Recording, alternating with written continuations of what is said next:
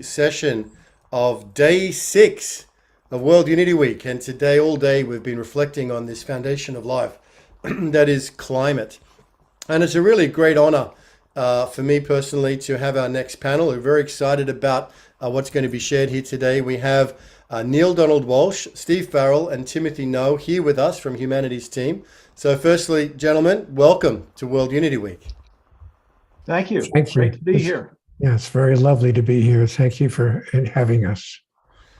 Neale, it is really great to be with you. Part of my story was reading Conversations with God books back in the turn of the millennium, a long time ago, and they had a profound impact on me at the time. So this is extra special for me.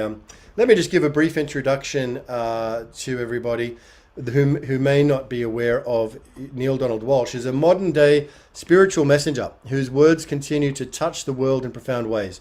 With an early interest in religion and a deeply felt connection to spirituality, Neale spent the majority of his life thriving professionally, yet searching for spiritual meaning before experiencing his now famous conversation with God. The Conversations with God series of books that emerged from those encounters have been translated into 37 languages, touching millions and inspiring important change in their day-to-day lives. Neale's written over 30 books on spirituality and its practical application in everyday life. Steve Farell is a co-founder and worldwide executive director of Humanities Team, a non-profit organization based in Boulder, Colorado. The organization is focused on helping people through the world awaken to their deeper self and the interconnectedness of everything in the universe.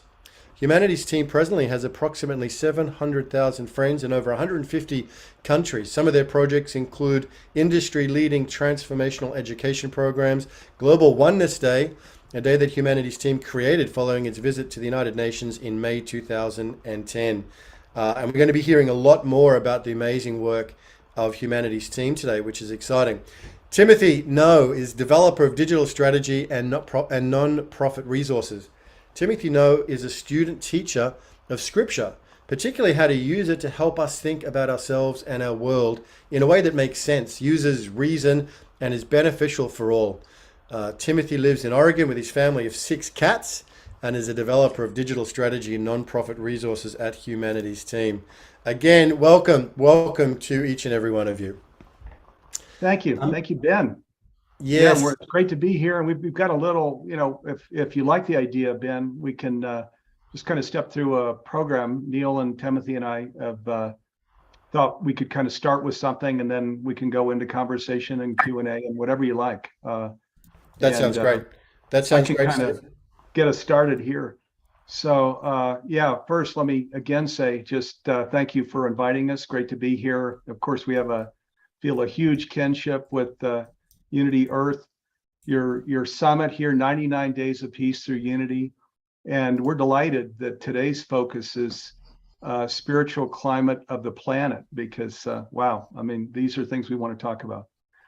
So you kind of got to this in your introduction here, Ben, but Humanities Team was founded in 2003 in Wilsonville, Oregon. And then in 1996, Neale founded the Conversations with God Foundation. So we're 19 years old, Humanities Team, and the Conversations with God Foundation is a little older than that.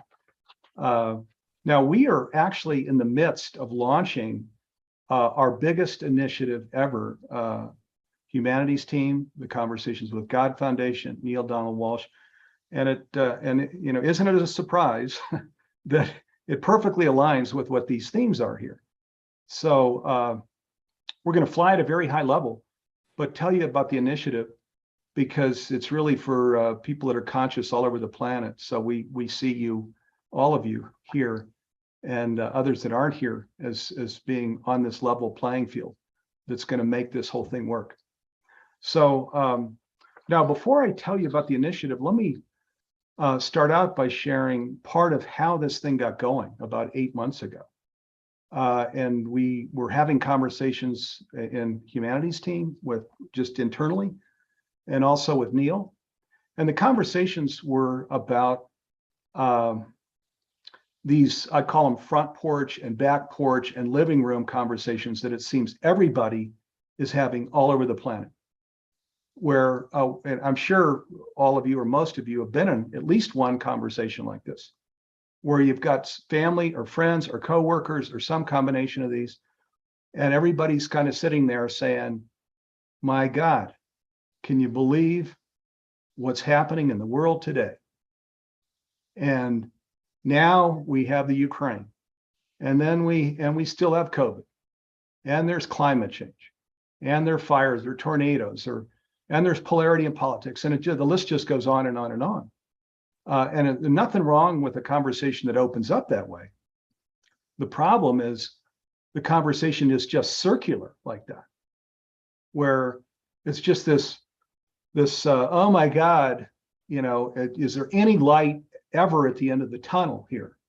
And I'm guessing for you all too, that would drive you crazy to be in a conversation like that. My conversation like this was actually in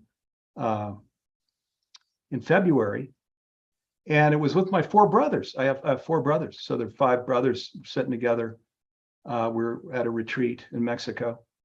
We were on our back porch, and this went on.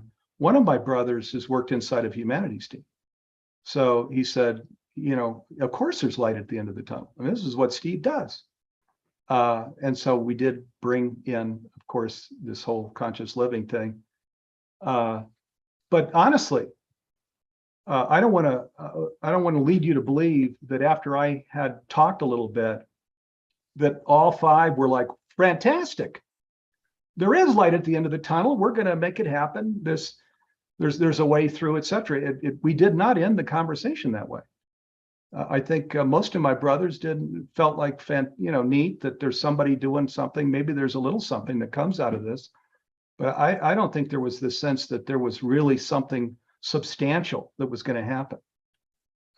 So now this drives us crazy, and maybe you too, because of course the solution or the remedy or the path or the map or whatever we want to call it is right under our nose, right? It's right under our nose. So we could call it creating peace through unity. We could call it creating a favorable spiritual climate on the planet. We could call it awakening oneness. We could call it elevating our consciousness into this unity consciousness. We could call it so many things. And the new spirituality, doesn't matter what we call it. They're actually all, in the way we see it, all pretty much the same thing. So what we're calling it is conscious living. We're calling it conscious living. And the reason is conscious living reaches the maximum number of people and really starts to put a finger on what we're talking about. And it brings in a lot of things, unity, consciousness, and oneness. But it brings in more than that, because conscious living is bringing in this whole interior thing that's a part of our life, not just an exterior world, an interior world where we go within and where we commune with nature and the divine and life and many other things. When we talk about conscious living, we're talking about just elevating consciousness to where we really get it. We get the invitation in life. We get that our soul's calling, following the impulse of our soul in every moment is what it's about. So this is the thing that was driving us nuts, that, of course, conscious living with the things that I'm talking about, this is not something new. These things have been around a long time. There's a lot of progress that's been made. There are many people that are conscious all over the world. And yet, in what we believe, when we talk about the world at large, or with mainstream, we don't see this conscious living as something that's been elevated, that's huge, that people all over the world are talking about as the light at the end of the tunnel, as the remedy, the roadmap, the way out.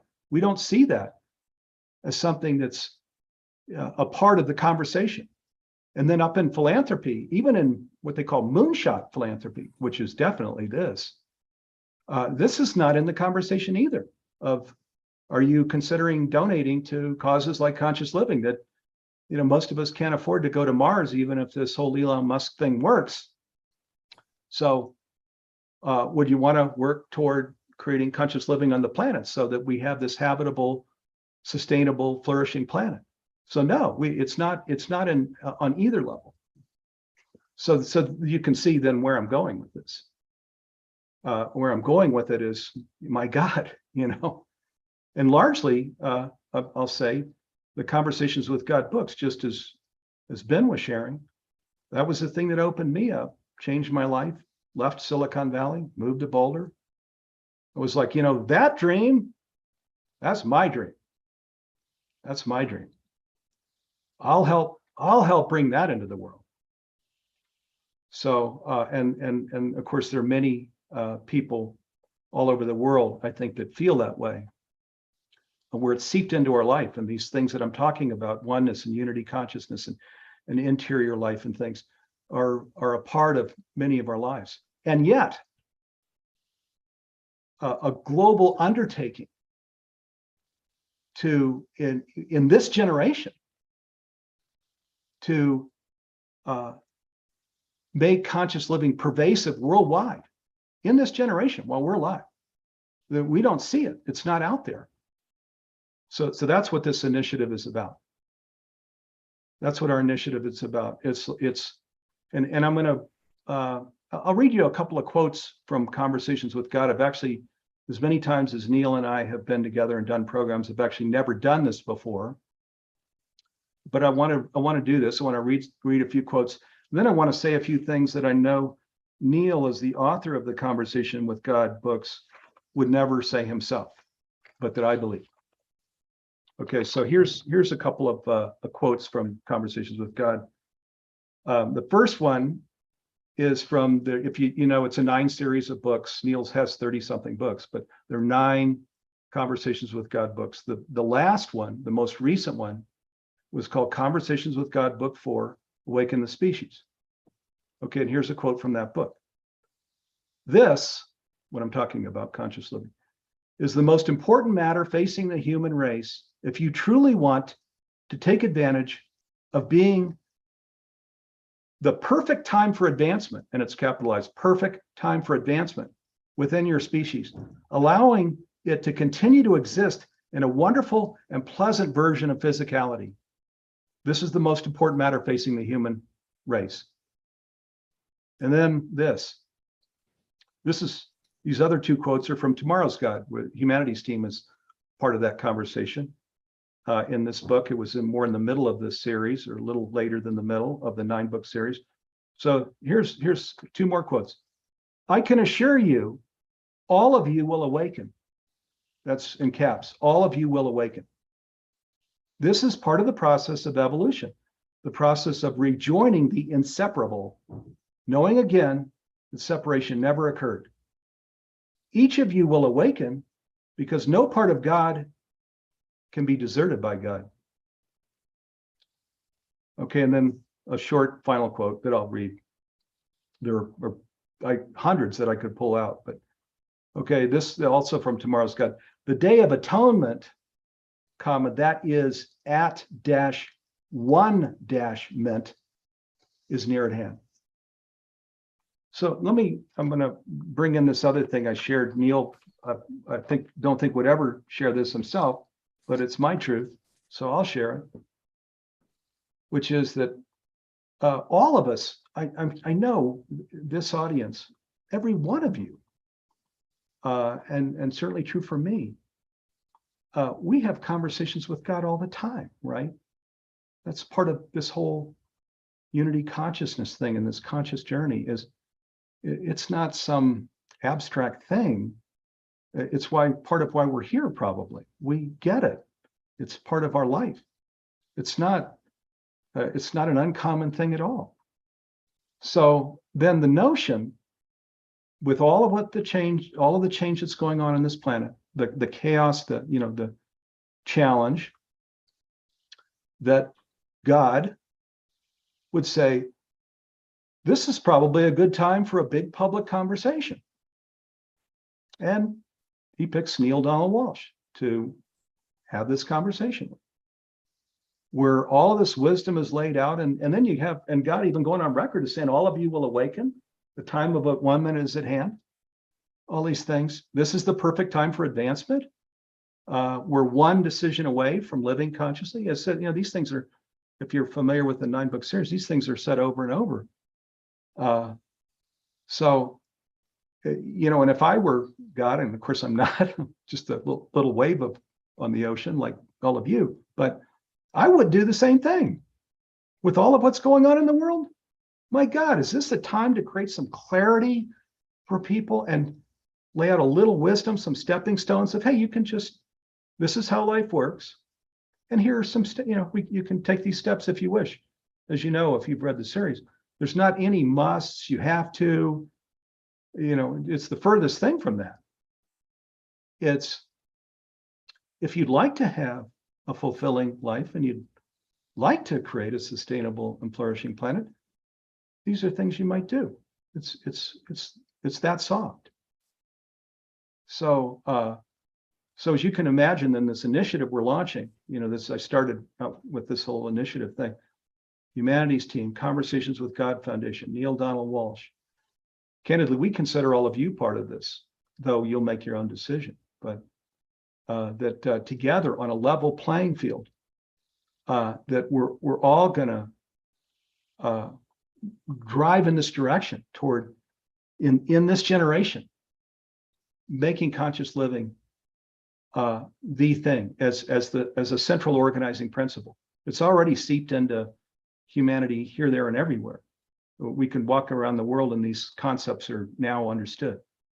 But where we say, where we're in that front porch or back porch conversation or in the living room, and the conversation opens up with, oh my God, can you believe it? There's absolutely no way out. That 5 years from now, 10 years from now, that it quickly moves into, yeah, there are challenges here. There's no way out. Are you kidding? We're already halfway there. So that's what our initiative is about. And just, we invite you all to, some of you may be on Neale's email list or Humanities Team email list or parts of our programs. Of many of you actually here are faculty that have created online programs that are excellent, that are on our streaming platform. So thank you to you all that are faculty that are part of that. So again, we see this as a big partnership. We're absolutely 100% aligned with the work you all are doing. We were delighted and privileged to be invited here. And if you get excited at all about this, let's come in and do it together. There's nobody leading this parade. We're all going to do it together. That's how this, of course, has to work. Okay, and with that, I want to Neale Donal Walsh is going to come in and share, and then Timothy Noah right after Neale. Well, thank you, Steve, and thank you, Ben. I'm so glad to be here with you, all of you today. The initiative that Steve has been talking about is called Changing Humanity's Future. That's the title of the initiative, Changing Humanity's Future. I appreciate the invitation for me to share some thoughts on how we can do something on this planet that we've been trying to do as a civilization for thousands of years. Not many people are aware of the following statistic. Let me share something with you. There has been armed conflict on this planet for 92% of recorded history. Now along comes an organization like Unity Earth and a wonderful person like Ben Boulder, capturing in 3 words an idea that could finally alter our reality. The 3 words: peace through unity. It's not a new idea. It's not a never before heard of thought, but it's a new initiative, putting powerful and inspiring new energy behind long-standing wisdom. An initiative that is supported by all of us here at Humanities Team, because the initiative falls right in line, just as Steve is sharing, with the mission of Humanities Team itself, and it falls in line as well with what I consider to be the single most significant message of the Conversations with God dialogue, on which the mission is based. So in these few moments that I'm blessed to be able to share with you, I'd like to offer you a bit of information about that message. In my first conversation with God, I was told something that has remained at the forefront of my mind for the past 27 years.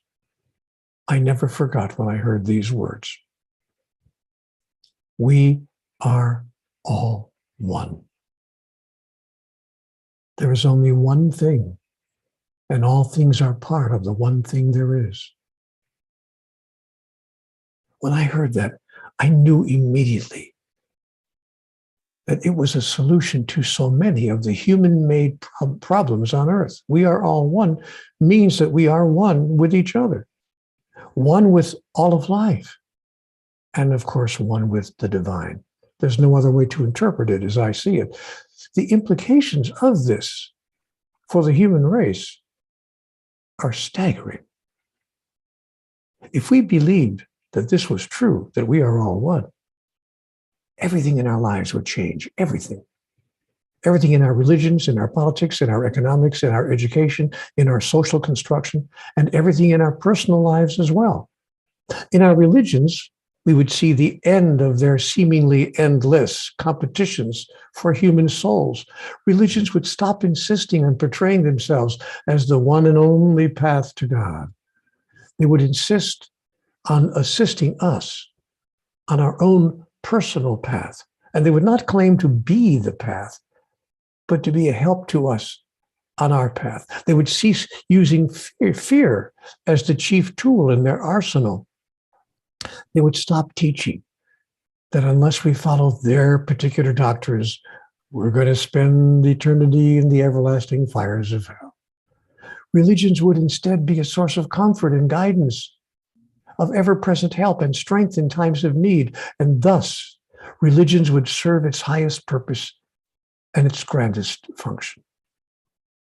If we embrace the vision of Ben, unity for all, peace through unity in our politics, we would see the end of hidden agendas and of power plays and of the demonization of those with differing points of view.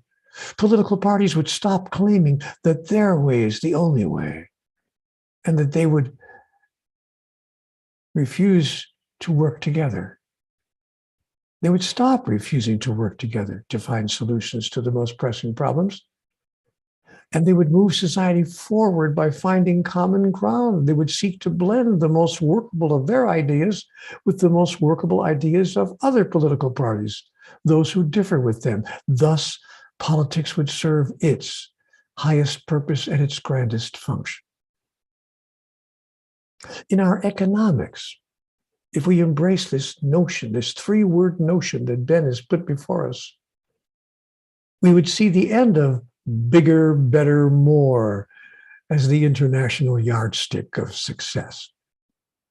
We'd create a new bottom line in which maximum productivity was redefined and in which our endless drive for profits was replaced with an endless effort to demonstrate a reverence for all of life and a dedication to creating a world in which profit is redefined as each person being able to live in dignity with basic needs being met. Thus, economics would serve its highest purpose and its grandest function. In our educational systems, if we embrace this idea that Ben has placed before us, peace through unity, we would see the end of subject-driven curricula where emphasis is placed on memorization of facts rather than on the fundamental concepts of life that we hope our children will deeply come to understand: awareness, honesty, and responsibility. We would see schools which did not pour knowledge into children, but which draw knowledge out of them.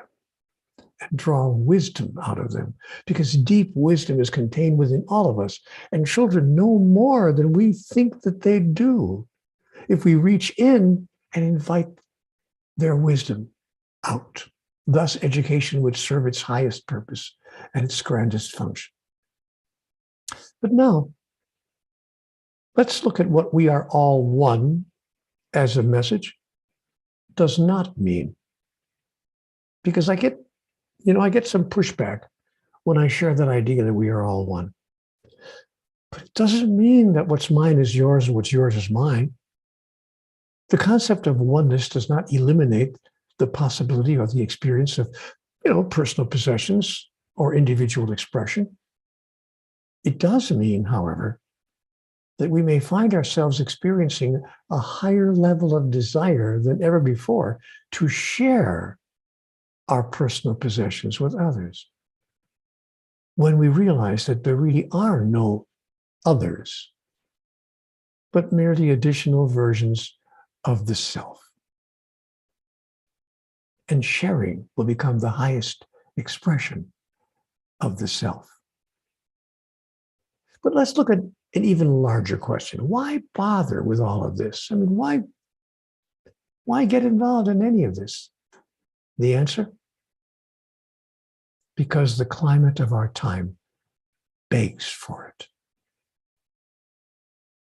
Not just the environmental climate, but the philosophical, psychological, emotional, and spiritual climate is begging for it. Let's be honest. Nothing is working. I mean, nothing. Not a single system we've put into place on this planet to make life better for all of us is functioning correctly. Not our political, not our economic, not our environmental, not our educational, not our social, and saddest of all, not even our spiritual systems. Not one of them is producing the outcome that we say we want, which is a better life for the largest number of human beings on the planet, not the smallest number. It's doing that. It's producing benefit for the smallest number of us. But we intended that these systems would produce benefit for the largest number of us. But wait, it's even worse than that. Not only are these systems not creating the outcome for which they were designed, they're actually producing exactly the opposite. They daily generate outcomes we say we don't want. And not just on a global scale. It gets down to the personal level. It gets right down to you and me. All but the smallest percentage of the world's people are caught up in struggle, daily struggle. Struggle not merely to just be happy, but for way too many people. Struggle to survive, to get by, to just stay afloat. And now it's gone past even that. Because now, even many of those who are getting by, who are staying afloat, who are living what we call the good life, are not having a good time. Not even them. Personal happiness seems mysteriously and frustratingly elusive. Even when people achieve it, they don't seem to be able to hold on to it. Now that's the biggest clue. That's the largest hint. That's the surest sign that something's amiss. When even those who should be happy by any reasonable measure are not, there's got to be a serious systemic problem in society's culture. You can tell that a social formula is askew when the formula is working, it's not. When even if everything's going right, much seems terribly wrong. That's the climate that we're experiencing today in far too many places and with far too many people.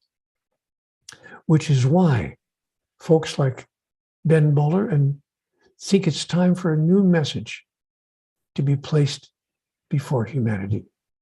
And as I said, those of us at Humanities Team could not agree more. All of us think that this is the right moment for a brand new cultural story to be embraced by our species. Now, look, if you like the way your life is the way it is right now, and if you like your exterior world precisely as it is being currently presented, you might disagree with me. But if you see, as we do, that the next step in our evolution as a species is for some major changes to be made in the world at large and perhaps even in our own life, then I'm glad to have this chance to join with you today and to focus on the message of unity, a message that can change everything for the better if we simply embrace the idea that we are all one. We would not live on a planet where every man for himself is considered preferable to all for one and one for all. Remember that wonderful story written in 1844 by the French writer Alexandre Dumas? It was called The Three Musketeers. Remember that? And its guiding principle, all for one and one for all. Well, folks, we're getting closer and closer to 200 years since that story was written, and we still do not live on that kind of a planet. And so the question is, are we willing, as a collective, are we willing to continue living in an every man for himself world? Are we willing to just go on as we have been, bequeathing to our children and to their children a world that cannot unlock the mysteries of the human heart, that can unlock the mysteries of the human genome, but cannot unlock for all the love within humanity? We say we're not willing to go on like this. We say, no, we want a better life. Neale, we all want to produce a better life for our offspring. But what are we willing to do about it? And are we willing to do the bravest thing of all? Are we willing to challenge our most sacred belief, the belief in separation? Give me about 2 more minutes to explain this to you, because I think it's important for us to really look at this closely. Currently, we believe, as a species, in what I call separation. It starts with a separation theology. That's a theology that insists that we are over here and God is over there. The doctrine tells us that God separated us from God as punishment for our sins, and that our job now is to get back to God, which is possible only if God will allow it. If God will, tell us what to do and we obey what God tells us, if we follow God's laws and submit to God's will. Now, that wouldn't be so bad. Okay. That wouldn't be so bad as far as it goes. We would all agree that we should all have the right to believe whatever it is we want to believe. And I'm not arguing with those beliefs, but the problem is, it doesn't stop there. Because our separation theology produces a separation cosmology. That is a way of looking at all of life on this planet that includes separation as its basic principle, declaring that everything is separate from everything else. Independent, for sure, but separate nonetheless. Even that cosmology wouldn't be so bad if that's as far as it went. But the problem is that a separation cosmology inevitably produces a separation psychology, which is a way of individually holding life that says, I'm over here and you're over there, and never the twain shall meet. We are separate entities, serving our own separate interests and having little to do with each other, unless, of course, we find that we need something from the other, at a certain point in order for us to be happy or to survive. You know what? Even that wouldn't be so bad if that was as far as it went. But it's not. Because the separation psychology inevitably produces separation sociology. Entire societies that form groups, little groups. They call them nation states, or political parties, or religions, or societies. And these smaller groups believe that they're separate from each other, but not just that they're separate from each other, but that they're better than each other, which produces groups of beings often at odds with each other. You know, my group is better than your group. My religion is better than your religion.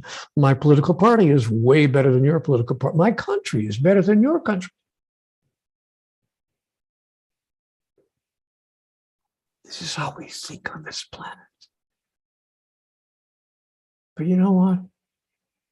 Even that wouldn't be so terribly, terribly bad if that was as far as it went, but it's not. Because a separation sociology inevitably produces, here it comes,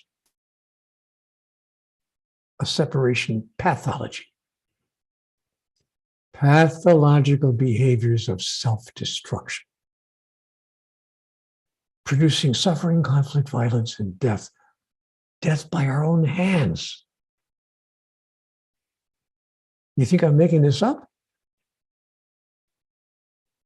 Look around. Look around. Read your history books.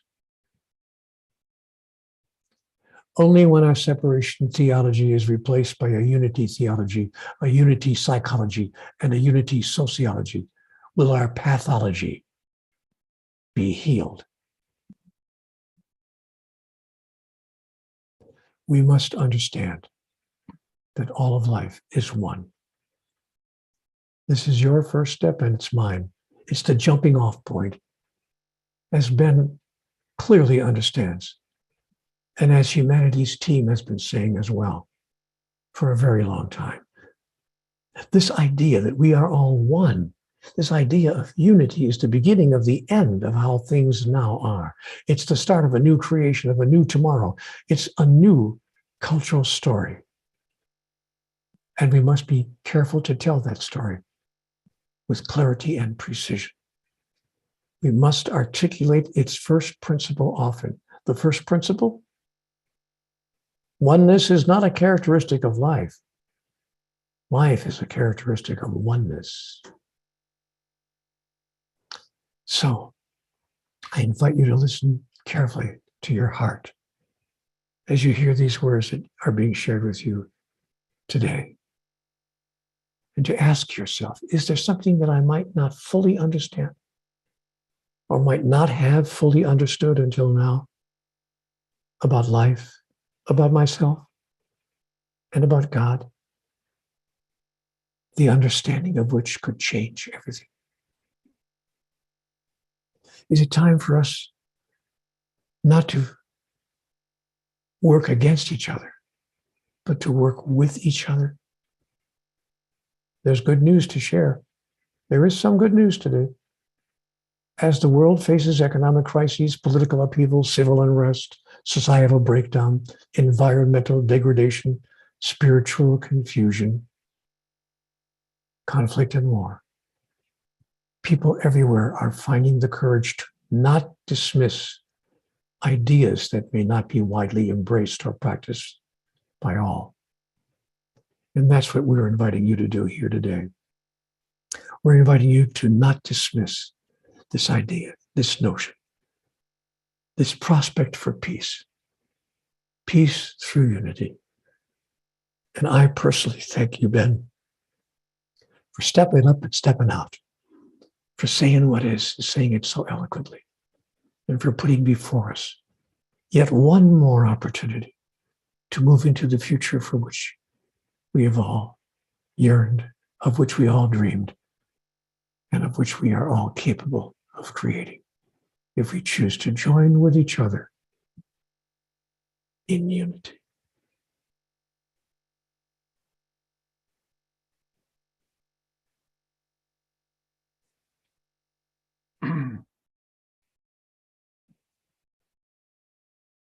Thanks for letting me share my thoughts with you.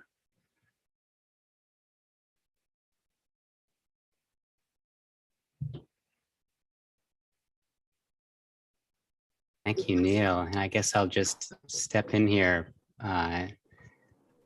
Steve introduced me before. And let me just say, what an honor it is to share this stage with you, Neale, and Steve, and Ben, and everyone else here. The thought of speaking, sharing some thoughts after Neale Donald Walsh 5 years ago would have been a funny thought to consider, and now it's here. It's just an amazing thing. I too have some experience with the Conversations with God series. I made it a regular practice to drive across the continental United States while each morning starting with listening to the conversations on audiobook. So it's surreal that to be here. And of course, Steve, thank you for looping me in here and allowing me to be a part of this and Humanities team in general. As we speak of oneness and unity, Humanities team shows us as an organization how an organization can operate with these principles of oneness and unity, that it's not just some abstract concept, but it can be applied in an organization. It can be in the culture itself, and we can share this concept of oneness in financially, in raising revenue and operating an organization. So thank you, Steve, and of course Ben and everyone at Unity Earth. Thank you for putting this event together so that we can be here today in the first place. What I feel called to share with everybody here, just briefly, is a bit on perspective.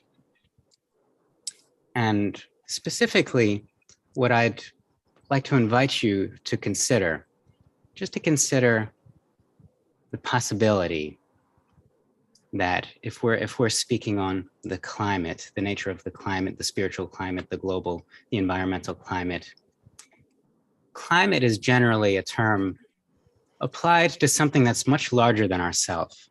We talk about the global climate. This is, the weather on the planet that occurs over a large period of time. This is something that's much larger than ourselves.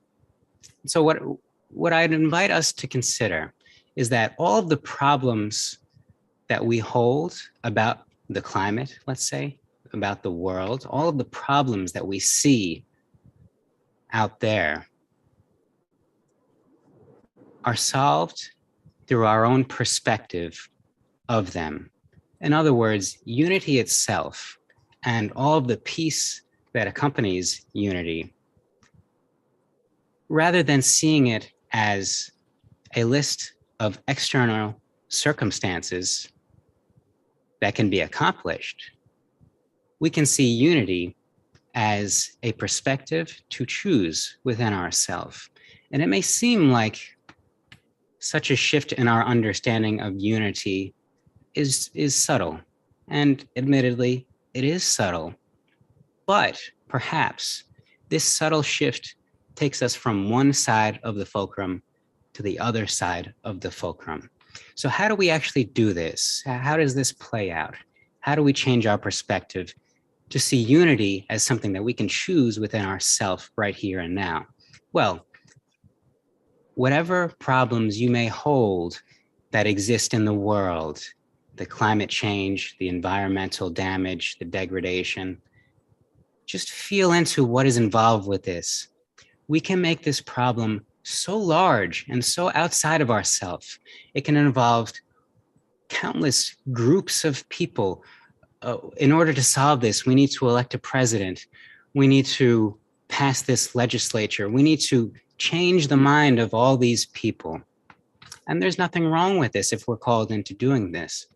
But if we allow our own peace to be contingent upon the accomplishment of those externals, we will forever be missing the point, and unity will always be a can that we're kicking down the street. Rather, let us start with unity. Let us make the ends of unity be right here through means of unity. So this problem that we see, and maybe we've been working with this problem for years, and we have a good understanding of what it would take to solve this problem. And of course, it's outside of ourselves, and it involves this number of people and so forth, just to consider the possibility that this is simply a problem with our perception of it. And so inevitably, if we consider this problem, that if only these people would do this thing, to consider that this is really a problem within myself can be very uncomfortable. It's uncomfortable to even consider the possibility that this thing, no matter how long I've been working on it, that really this is a problem of myself. And I kept thinking that it was that one guy that was doing this to me, but maybe it's myself. This uncomfortableness, this discomfort may come, but take courage, because it lasts but a moment. And what follows is true comfort, comfort with a capital C, the comfort that solves the problem, not just kicks it down the road, the comfort that solves the problem, not just changes it into a different form, comfort that resolves all of the problems that you see, can be potentially, possibly up to you in choosing right now to see yourself as part of this problem. So my invitation to you is to look out on the world, to see the problems that you're called to focus upon, and to consider inside yourself how this may be something of your own perspective. And in so doing, you will be accepting and embracing unity. The power is within you right now. It always has been, and it always will be. Because this is the punchline. This is the truth of the matter. Unity is, period. We don't need to work to get unity to be here. We don't need to establish unity. We don't need to uncover it. Unity is. We can choose to believe in something else, and this is our choice, but the spoiler alert is that there is nothing else, and we can try for many years to believe that there's something else, but it's certainly not fruitful, and it's certainly not fun. So all we're called to do here right now, all I'm called to do is to share with you to consider that unity is, and our awareness of it makes it stronger when we share it with one another. Verbally or not, our perspective is profoundly powerful. And when we see ourselves as part of the thing that's out there, when we see ourselves as part of the person that is speaking with us, because the person may be there, but really it's our perception of the person. And this is what is one with us. So we are one with our perceptions. We are one with all that we see. We are one with all of what we think, because it started within ourselves. And so with this, I just would like to thank you again, and for being here with me, for considering a slight shift in mind, and for being who you are and sharing this lovely and beautiful world together. So I think maybe Ben is back on here, so I'm not sure if I'm passing the baton back to you or Steve here, but thank you so much. Thank you, Tim. Let's have Steve wrap it up. Let me just say right now, though, what an incredible discussion it's been. So deep gratitude, Steve, to you for and Tim for facilitating this, and Neale. We were really looking forward to having you on, and boy, you came through in a big way. I do want to mention that this Peace Through Unity that we are galvanizing around in these 99 days was really a message left to us by the final message from a beloved elder called Avon Madison, who left us this powerful code and this message. And so we're really just organizing around her vision and lifelong dedication to peace, the pathways to peace, and her work in establishing the International Day of Peace, which this year will be celebrating its 40th anniversary since it was first commemorated in 1982. So, and just before we get final closing from you, Steve, I want to really underline, I think I want to grab your presentation, Neale, and kind of like put it out there, because it's so profound. And from my perspective, the way that you trace it back to the theological origins of our situation is something I think not enough of us really deeply understand. And I think, highlighting that and sharing that and reflecting on that and coming together in conversations around that with religious leaders and non-religious people and people in all different aspects of society is crucial, critical, underserved work. And so I'd like to invite you to come back at some point, Neale, and continue this conversation theologically about a unitive theology that can be a healing for all those different levels of that you laid out. The unitive narrative, has been said in the chat here, is an important work and will be featured here in the room tomorrow at 2 p.m. Eastern Time. Dr. Jude Caravan and many others have worked on that. So, Steve Farell, thank you, brother. It's been very rich. We are out of time, but we want to have a closing wrap up from you. Yeah, no, thank you again. Wow, Neale, Timothy, Ben, thanks for inviting us, and viewers, thanks for your time. And yeah, I mean, the thing that I would close with is, boy, I know you're here because this is so close to your own heart, this, peace through unity. And let's do this, right? We are doing it. We're already in this Conversation with God book, the last one that I alluded to, Conversations with God book 4, Awaken the Species. It says the biggest part of the mountain, the toughest climb is behind you. So we're wow, let's do this 99 days of peace through unity. Let's together just make that happen, on the earth during this generation before we pass. Let's do that together.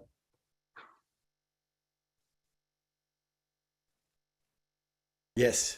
Let's do it together. The conscious living work that you're doing in Humanity's team and changing humanity's future. We look forward to hearing more about that. Thank you for coming in and sharing. You've invigorated us all, and we go forward together, arm in arm, shoulder to shoulder, hand in hand, towards the rest of the mountain top, Steve, that we've got to climb together. So, Neale Donal Walsh, it's been a great honor.